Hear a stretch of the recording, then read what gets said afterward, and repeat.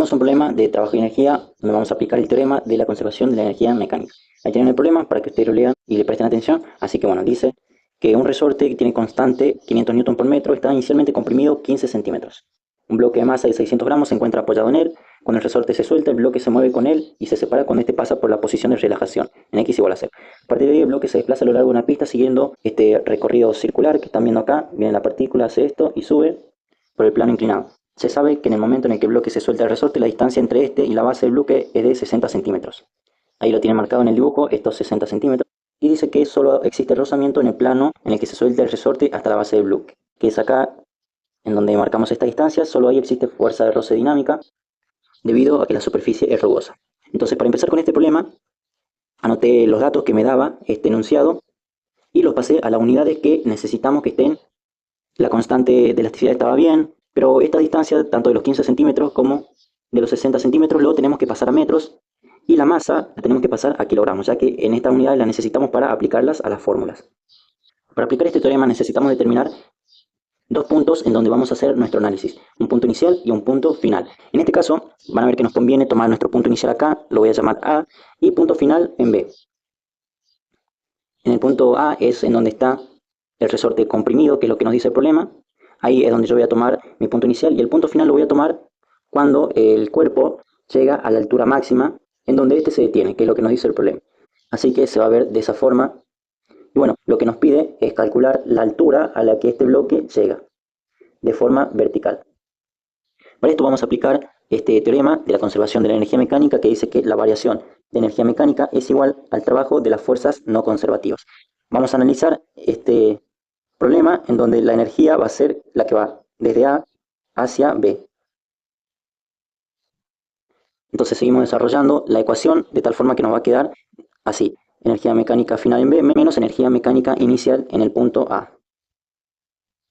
Ahora vamos a ir determinando nuevas expresiones para esta fórmula, para así poder ir resolviendo con los datos que nos daba el problema. Así es como se define la energía mecánica. Va a ser la suma de la energía cinética más la energía potencial gravitatoria más la energía potencial elástica. Vamos a analizar qué tipo de energía hay en nuestro punto inicial y final, por lo que vamos a necesitar dos de estos planteamientos, uno para cada punto. Ahí lo tenemos. Entonces pasemos a nuestro punto inicial y vemos qué tipo de energía tenemos. El problema nos decía que para el punto A el resorte se encuentra comprimido 15 centímetros. Y vean que acá dice que cuando el resorte se suelta, bueno, el bloque se mueve con él y se separa. Cuando dice que el resorte se suelta, significa que para el cuerpo este que estamos analizando, la velocidad inicial va a ser 0, porque se lo liberó desde el reposo sin necesidad de implicarle una velocidad inicial. Por lo que la energía mecánica en A, para el término de la energía cinética, va a ser igual a 0, ya que esta energía depende de la velocidad. Así que elimino este término porque no me va a servir. Ahora esta energía potencial gravitatoria. Vamos a volver a nuestro dibujo y por eso tenemos que establecer un sistema de referencias. Yo siempre lo tomo en el suelo. Esto es opcional, ustedes con la práctica van a ver en qué situaciones conviene tomarlo en el suelo y en cuáles no. Entonces en esta, nuestro centro está acá, justo en donde interseccionan los ejes. Y tenemos que ver si nuestra partícula tiene una altura con respecto a nuestro cero, que es en este caso el suelo.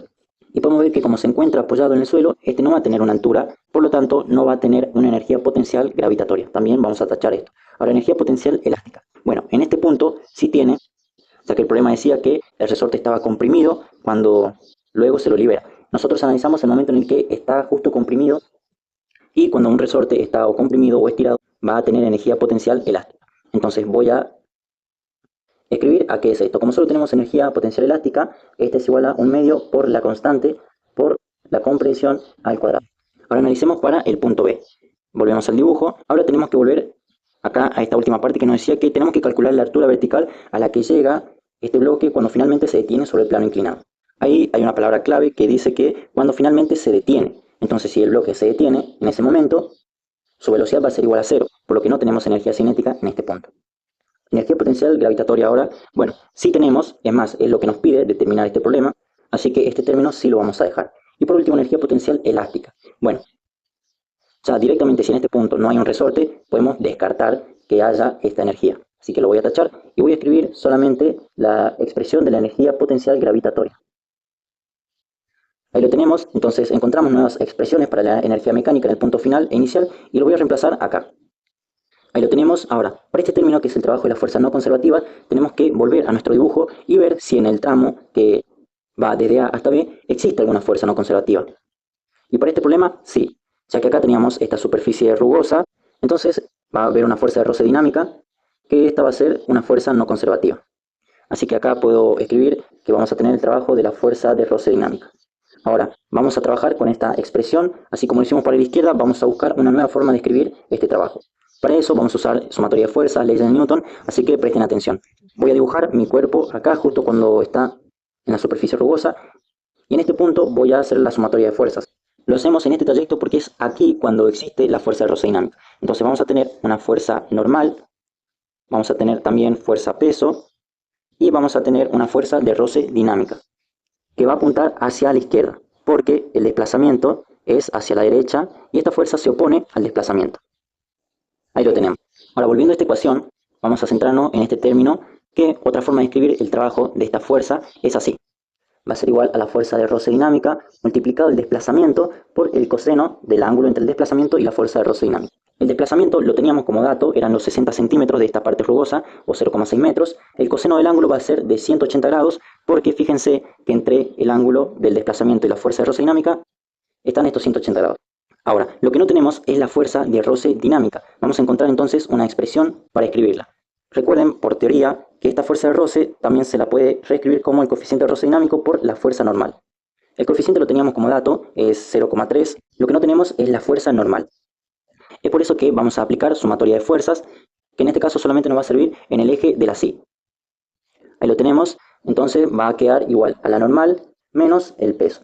Todo esto igualado a 0, ya que en este eje no hay una aceleración. Entonces vamos a pasar el peso del otro lado, de tal forma que me va a quedar que la normal va a ser igual al peso, pero recuerden que el peso se define como la masa de este cuerpo por la gravedad.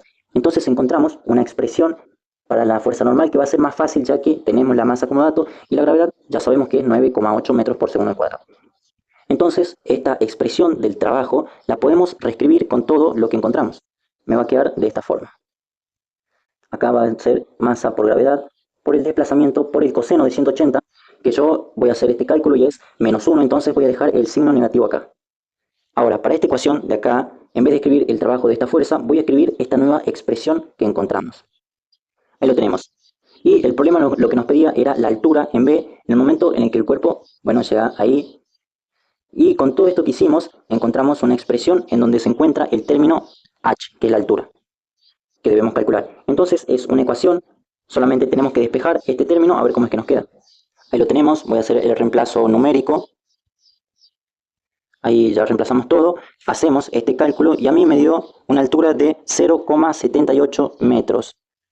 Y de esta forma hemos calculado la altura en donde se detiene esta partícula acá en el punto B. Así que bueno, si les gustó, dejen un like, me ayudan mucho si comentan, si comparten. Tengo una playlist en donde tengo más problemas resueltos de física 1 por si les interesa. Hasta la próxima.